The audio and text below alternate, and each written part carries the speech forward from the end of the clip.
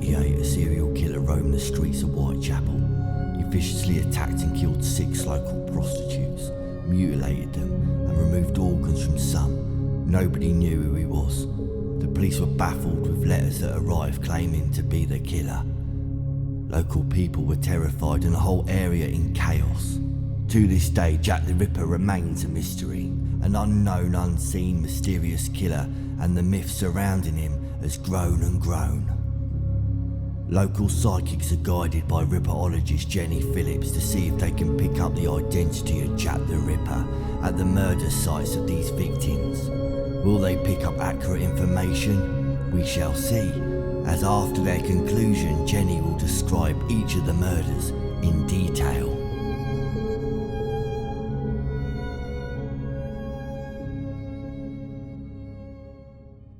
Okay, just up here is where Martha Tabron was killed. We are not sure if she was a victim of Jack the Ripper. What do you feel about her killing? Well, first of all, I can actually feel a female presence. Do you want me to tell you what I can see that she's wearing? I actually saw a bottle green skirt, black bonnet, and obviously the top. And as she was walking, she was just casually strolling, walking. And then as we got further along, just feel that she was rested, quite standing, just quite happily standing. And I actually, once again, felt my head pull backwards.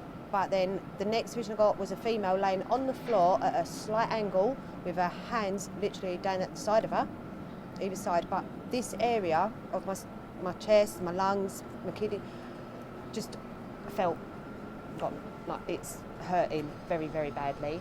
I also feel quite clearly that there was somebody else here that saw but didn't say anything, because I quite clearly got the name of James very clear, and I also got the name of Emma, which was quite strong. Right, okay. Now, Martha Tabron was stabbed 39 times in her torso, so you're completely right about the pain around here. She was stabbed 39 times, which strangely enough, by macabre coincidence, was the same amount of years she had lived. She was 39, nearly 40.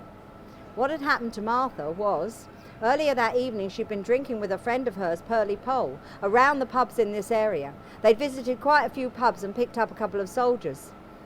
They'd gone eventually to the Angel and Crown down the main road and walked back here. Now, Pearlie Pole took her soldier round the back of this building to Angel Alley, probably for sexual services. And I imagine Martha took her soldier to the first floor landing of George Yard Buildings, where she was discovered just on the left up there where the black hoarding is. It was about 2 o'clock that morning, when a policeman patrolling this alley saw a soldier standing at the end of this building. He went on his round, came back 15 minutes later, man was still here. He stopped and asked him what he was doing, hanging about. The man said he was waiting for his friend who'd gone off with a girl. Martha was discovered about 4 o'clock that morning by a lighterman who lived in George Yard Buildings, who was going out to get some work on the river. She was discovered. But she'd also been seen a little earlier on, about 3 o'clock that morning. Somebody saw her body on the landing, another man, but he believed her to be drunk. So there is that possibly the other man that you saw. As far as Emma is concerned, Pearlie Pole's real name was Mary Ann Connolly, but many of these prostitutes, because they were prostitutes, used aliases. One of the most common aliases was Mary Ann or Mary Jane or even Mary Jane Kelly. Let's go up here and let's look exactly where the murder took place, and let's see if we can find out anything further.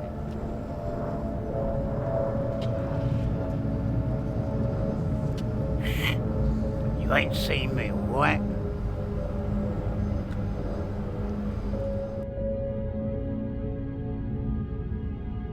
Tracy Day has clearly picked up some accurate information on Martha Tabron, but let's see if our next psychic can pick up anything about the murder of Polly Nichols.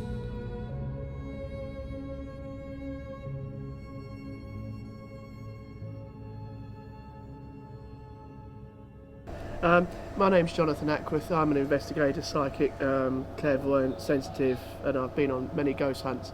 I've been following this case since the 80s when a film came out. Now, I've had a very big hunch that it was involving Freemasons. This was a ritual murder on a dark moon by Freemasons. I don't know what actually happened with, is it Polly Nichols? How she died or whatever, I know, but she died in this area. Now, I think there was a Freemasonry ritual on a dark moon. Now, that's what I picked up immediately.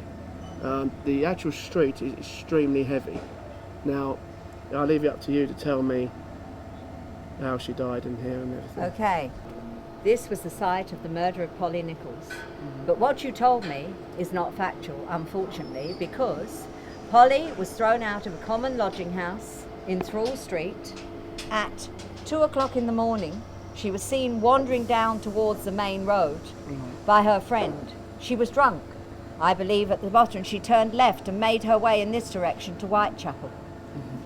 3:40 in the morning, Charles Cross, a carter, was walking down Bucks Row, the name of this street then, and as he walked along on the opposite side of the street, he looked over here and he saw a bundle on the ground.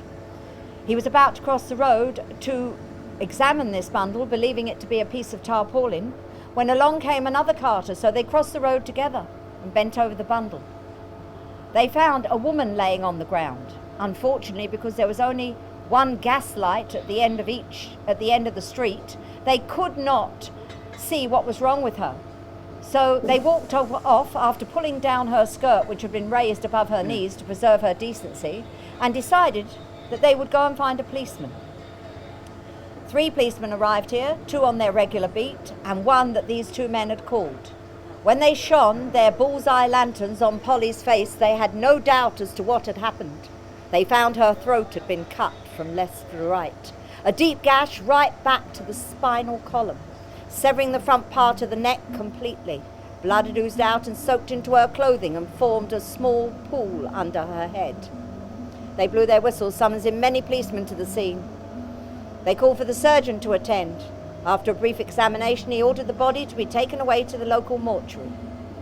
Polly had been a married woman with 5 children, but due to alcohol, I'm afraid her marriage had broken up in 1880, and from then on she had lived in the workhouse, common lodging houses, and earned her living as a prostitute.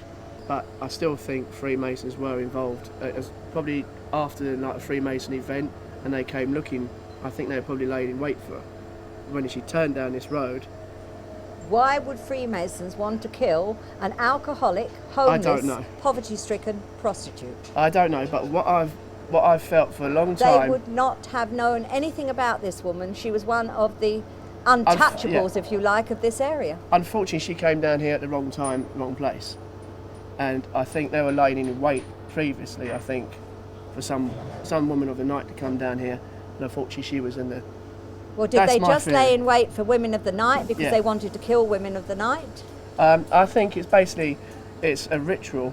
As I said, Freemasonry, I can't put any more to that. I know Freemasonry are involved in some capacity on a dark moon. They've been finishing their meeting. They probably lay in wait, but that's my theory. That's a very interesting theory, John. I don't think it would be approved by one of my great friends who is a Freemason, however. And as I'm standing here, I'm actually feeling, well, first of all, I can hear thunder, lightning, the rain lashing down, and I'm actually feeling quite a nervous feeling. And what I can actually see is I can see a window, and in this window I can actually see a lady in the window, but outside I'm actually seeing another lady. And I'm getting this horrendous pain, literally right round here. I'm feeling really sick. And I'm actually feeling, and I keep seeing the number 0440. So I don't know if that was a time, but I'm feeling 440. And I do feel that at one time somebody looked out the window at this lady. And I just feel so sick with it as well.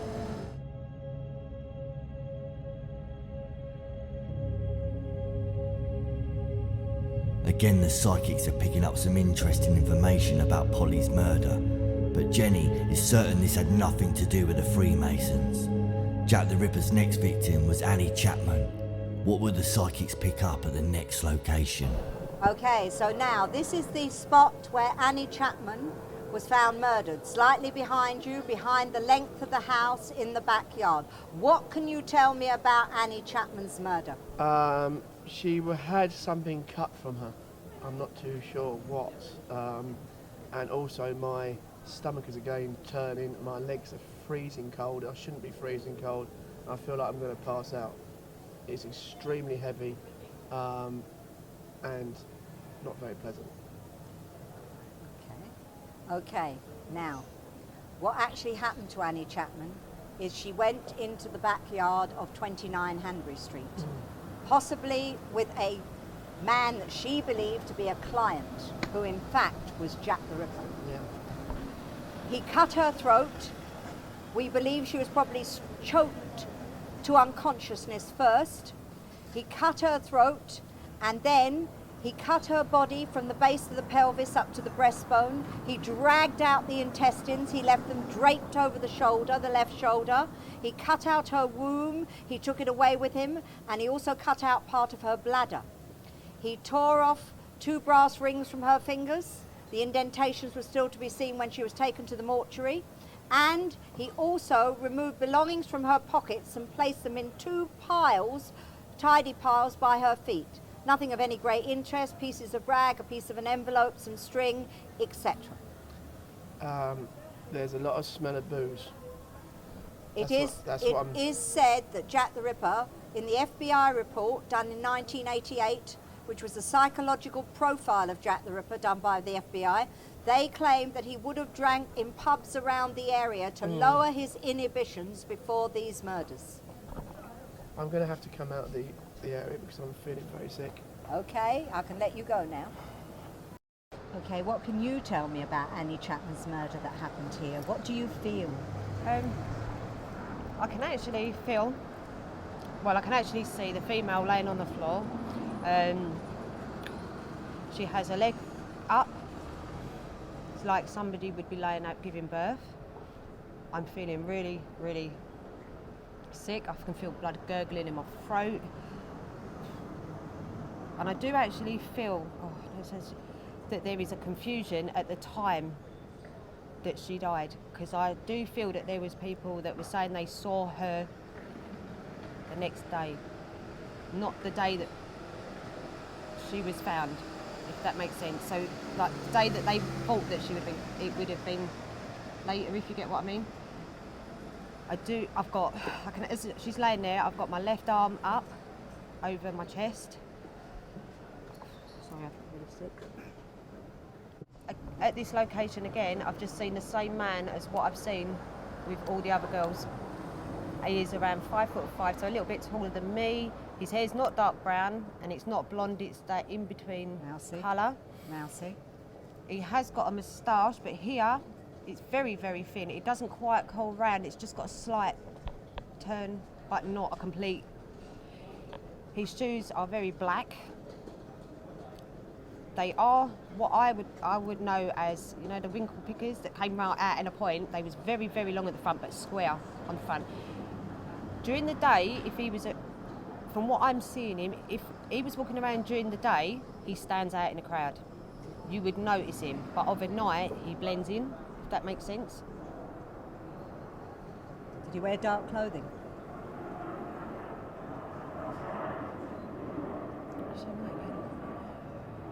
Right, I'm feeling a cloak. It is a cloak. It's not a coat, it's a cloak. Did he have a hat on?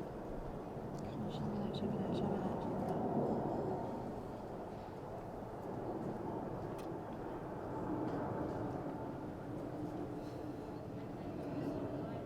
It's not as tall as that.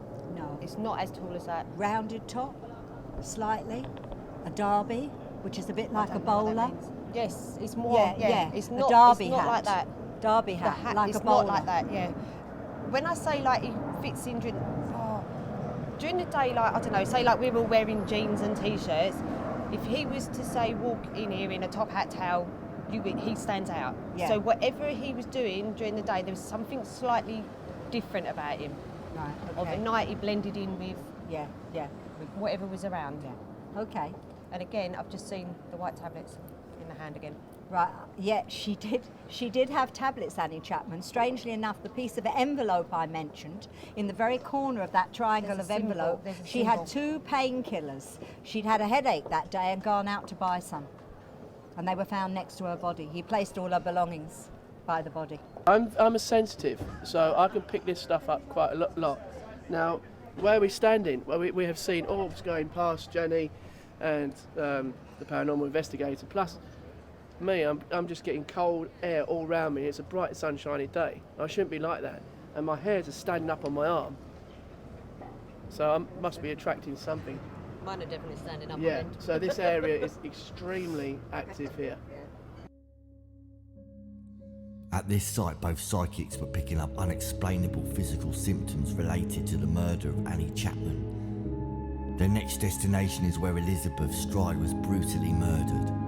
This was also the night of the double event where Jack the Ripper killed 2 women in one night. Is the murder site of Elizabeth Stride. What can you tell me about what happened here? Right, from what we were picking up over there, there was 2 of them. One person was with her and one person on the other side. Now this is where I think it got sinister. There was more than one. So we need to put the names to the actual suspects. Now when I was standing there, I was getting very, very bad stomachache, and I've been fine all morning, and I felt neck like this, like that pain, and it's still painful now, and that's what I'm picking up, and I can only say what I'm picking up just now. Okay, John, you are partially right. Prior to her murder, it is believed that a man saw Elizabeth Stride about 5 minutes before being attacked in the gateway. He was passing, but he was driven off by the fact that there was another man on the other side of the road with a pipe who shouted out an insult to Jews, Lipsky, which was the name of a Jewish murderer a few years before. And as this man was a Jew, he hurried off thinking that he was going to be attacked. But the man on the other side of the road did not follow him. The man with her was beating her in the gateway, so you may well have had pains in the stomach. She may have been kicked in the stomach. And also, the cut of the throat, yes, her throat was severed from left to right. She had, apart from that, no other injuries except bruising, and one bruise under her chin like this, like that. somebody had held her neck like that to make the cut. That's exactly what I was feeling. I was feeling like sharp, going like that up to here. And I still feel very sore now, and my stomach is really churning. I'm normally honest and everything, so that's what we were picking up over there. So I can't explain it. That over there is extremely active. And Elizabeth Stride was found within a very, very short time. She was still bleeding when she was found, so she must have been discovered less than 7 minutes after she was killed. She was discovered by Louis Dimschultz, a carter, who drove down the street on his cart, making for Duckfield Yard, which was where the gateway was, to put his stock away. He was a market trader. And the horse wouldn't go in the gateway, shied to the left, and when he went in the gateway to find out why, he found a bundle on the floor. And only when he lit a match, which almost instantly blew out in the wind, but flickered so he could just about see, he saw the outline of a woman and a hand sticking out of the bundle. And he rushed in the club, inside, searched for his wife, who he believed it might be, because she was in the habit of going out, helping in the club, fetching beer from the yard at the back. And then when he found her safe and sound, came back out with a friend and a lantern to discover Elizabeth Stride brutally slain in that gateway. What do you pick up, Tracy? Well, first of all, I picked up over at the gate over there. I actually picked up on a female, non-English speaking female, so I do feel that she was actually foreign, from a different country, and she was definitely there. There was a gentleman there with her. Couldn't see the gentleman, I could just feel him, but I actually felt like she'd been grabbed from behind, pushed forward, and from left to right is a cut. But I want to put her down face first onto the ground. There was also another lady I picked up, which was standing just on this corner behind you, Mike. Yep. Which you see her, but there was also a gentleman at that time walking on this side of the road up that saw Right. what I was, you know. But I don't know, for some reason, I feel like there was some white tablets or something, I don't know. I know it sounds really silly to say, but I can see a white dog running around as well with Right. this. Right. But yeah, definitely a non-speaking female. Well, I picked up someone walking just past there. She was absolutely right. Elizabeth Stride was not English. She came from Torslanda in Sweden. She went to Gothenburg where she had a job as a servant, but unfortunately lost that and fell into prostitution. She came here and ended up in Whitechapel. She fell further and further down, and she ended up living in common lodging houses and on the street, prostituting herself locally. Are you stalking me? It's fascinating how the psychics are picking up extremely accurate information. They now visit the next location where Catherine Eddowes lost her life. You tell me about Catherine's murder. What do you think happened that night? We'll start with you first. What I'm actually feeling myself is a female coming, which would be on the left and walking round. And I'm actually seeing a female that is standing there, and she's actually got a white handkerchief with the lace around it. I smell lavender quite clearly. And she's playing with this handkerchief and she's standing there. But I feel the guy approached her and she did go to scream, but her face was covered, and I quite clearly feel that around my face. I don't really want to go into details of what I see because I do feel quite sick, but yeah, I'm still getting that name again. I'm still seeing that same gentleman as I've seen before. You still think there was two of them still? Because we've had two all the way through, haven't we? This one I'm only seeing the one gentleman. I agree with Tracy on this one. There was only one gent. So yeah, and as for the killing side of it, I'm getting the same thing, but also smelling a slight smell of lavender. I don't know why. Just getting that slight smell of lavender. that's funny enough. We asked about that when you were at the court. Might be like John's lavender suit. No, it's not my lavender suit. It's definitely a lavender, like scented perfume. It's been following me since Mary Kelly's place. Now I don't know what it is, and I'm also getting the pains here in my stomach when I'm walking along. I've had it since about 3 o'clock this afternoon, so I don't know who's putting that on. Somebody's attaching all of us, accompanying us, watching us along the route. But we don't know who it is or which one of the prostitutes were murdered, but something actually coming, following us along the route. Well, it's still, I'm still getting that same gentleman. It's a loner. It is a loner. Right. Okay, now I'll tell you exactly what happened. Catherine Eddowes was released from the police station. She'd been arrested the previous evening for being drunk and disorderly. She had promised her boyfriend that she would go out and earn the money to redeem his boots that he had pawned so they could eat a hot meal. She did earn the money, but she drank the lot, and she ended up absolutely legless outside St Botolph's Church and was arrested for being drunk and disorderly at 8 o'clock. She was released again at 1. She was taken to Bishopsgate Police Station, opposite Liverpool Street Station, which is in this direction. And I believe she wandered back towards St Botolph's simply to try and get some money to take home so she could get out of trouble, because her boyfriend would not have been pleased if she came home penniless. He wanted his boots back. In all events, at the top of the alleyway that lies behind the large school today, which was Church Passage at the time, a couple of men saw a couple in the alleyway.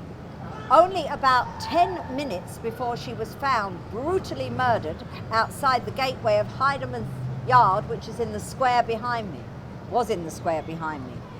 She was in a terrible condition. He'd slashed her face, he'd cut off her nose, he cut 2 inverted V-shapes in her face, the skin peeled down, leaving red raw triangles. She had her ear severed, which you picked up earlier on, and she had her body cut open, the intestines again thrown over the shoulder, the womb extracted, and this time, most importantly for me, he removed her left kidney from the front. Now I say this is important because If you think about kidney operations, they always did kidney operations from the back because there are no organs in front of the kidney. Now they do it with keyhole surgery from the side, but they never entered from the front. He entered from the front, and you have to move the bowel to get hold of the kidney. He managed to move the bowel out of the way without damaging the bowel. That tells me that he had a great knowledge of anatomy, and he was someone who was used to cutting up bodies or carcasses. My best bet would be that he could have been a local butcher or a slaughterman who would have the required knowledge and be able to cut out organs in the dark, on the street, very rapidly indeed. Can I also add that also with this female, I was getting an Irish accent. Catherine Eddowes, she wasn't actually Irish, I don't think. But she did use the name at one stage of Mary Kelly. So maybe that's where you're getting the Irish connection. She used that as a pseudonym. When she was arrested by the police, that's the name she gave.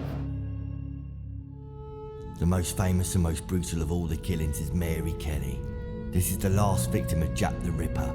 The psychics are on a roll picking up information, but will they pick up anything not documented anywhere?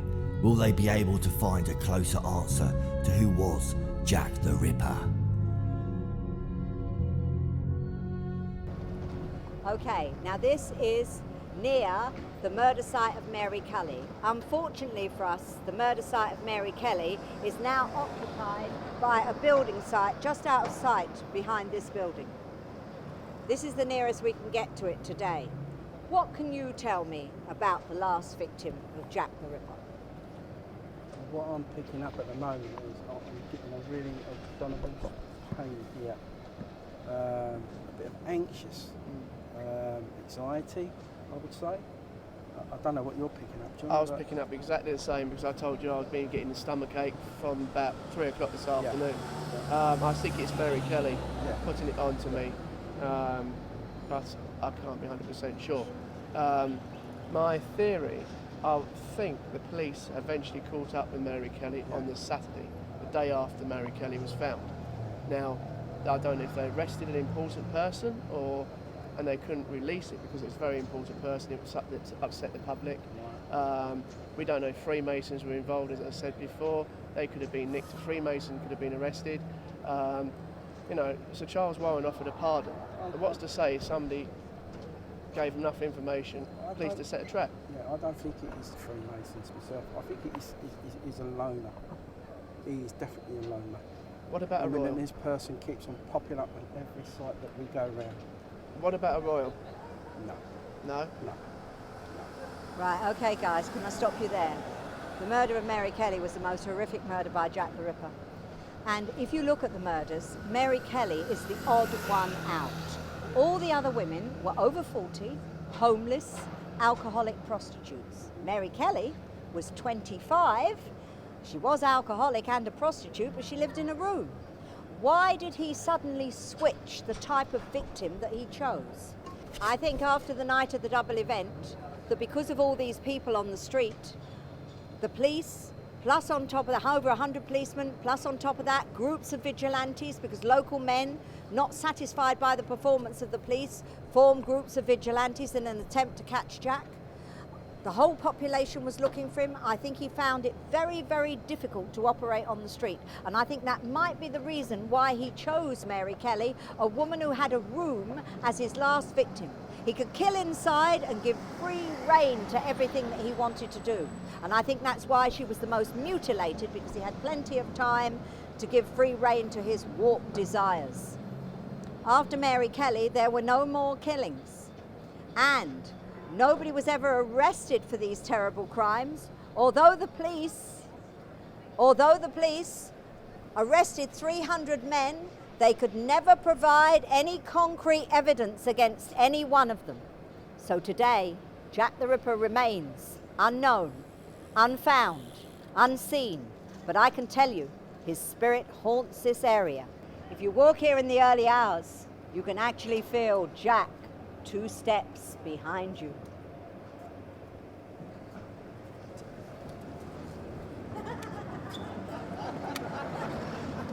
I believe it was one person all the way through. Yeah, which is what I've said all the way A through. serial There's other killer. people there They've seen it, but it he is was a one serial person. killer. Has anybody got a name? That's the most important thing for The this. only name I keep picking on every location is James. That's the only name I keep getting on James. every location. And he is, every place been around 5'5", so a little bit taller than myself. His hair's not as light as Andrew's, but it's not too dark. It's not Mousy. like Mousy cut. his moustache, it's very thin, but you know, they would have come round and Yes, curled, yeah, but yeah. he's not completely curled. It's like a Yeah, half, yeah, Yeah. yeah. if you get what I mean. Yeah. So not very long at the ends. No, I wouldn't say he was a big man, but he's not petite. So Skinny. he's a chunky, yeah, short like yeah, medium. yeah. Could he have emigrated to the States on a ship, or No. could he No. emigrated to Europe, this or is what I was No. did saying he just earlier blend in, on. or No. See, this is what I'm saying earlier on when I was saying during the day he would have stood out. There's something about this gentleman that during the day he would have stood out, so he would have been noticed. But of an evening, he would have blended in really well. So whether he would have been dressed as a policeman, whether he would have been dressed as a night watchman somewhere, I feel of a night he blended in very He could have well. been dressed as a slaughterman because all the slaughterhouses operated at night. Yeah. Yeah. So- They still do. Yeah. In the early hours of the morning when the animals are sleepy. That's Yeah. why they do it at that time. But during the day, he definitely would have stood out. I'm intrigued because the V, you mentioned on the face, that V is a like Freemason, which we've been saying also, hasn't it? Yes, but it has Yeah, but nothing it's to good- do it's with got the nothing to do with that. Freemasons. It's- This was a serial killer Right. who hated women, and I believe his hatred was based on the fact that he may have been a man who consorted with prostitutes, and in those days, the majority of prostitutes, about 90%, were infected with either syphilis or gonorrhea, incurable diseases at the time, no penicillin. Imagine if he'd caught a venereal disease from a prostitute, and he was in the last stages of syphilis, which drives you mad anyway. Yeah. And that would explain why he never killed after Mary Kelly, because he was too ill and then died. But I also got the feeling that these women knew him. That's quite possible if he was a Because- local. Yeah, Yeah. because it's like the feeling I got with them is that as they was approached, they would have known him, especially the last two, definitely. Yeah. And this is why I feel like they was from behind, because they would have been known. Yeah, that's possible. That's highly But possible. it's definitely because if he one. was a slaughterman working in this area, and there were lots of slaughterhouses, you know, everybody knew one another. And another reason I believe it's a slaughterman is slaughtermen in those days carried their own set of knives. They weren't kept in the slaughterhouse, they used to take them home in a leather pouch. So he would have had readily available knives. This is the most famous Jack the Ripper letter of all, written on the 25th of September 1888 and received on the 26th by the Central News Agency. Unfortunately, they waited 2 days to pass it on to the police, so the police received it on the 28th, just 2 days before Catherine Eddowes was murdered. Dear boss, I keep on hearing the police have caught me, but they won't fix me just yet. I've laughed when they look so clever and talk about being on the right track. That joke about Leather Apron gave me real fits. I'm down on whores, and I shan't quit ripping them till I do get buckled. Grand work the last job was. I gave the lady no time to squeal. How can they catch me now? I love my work and I want to start again. You will soon hear of me with my funny little games. I saved some of the proper red stuff in a ginger beer bottle over the last job to write with, but it went thick like glue and I can't use it. Red ink is fit enough, I hope, ha-ha.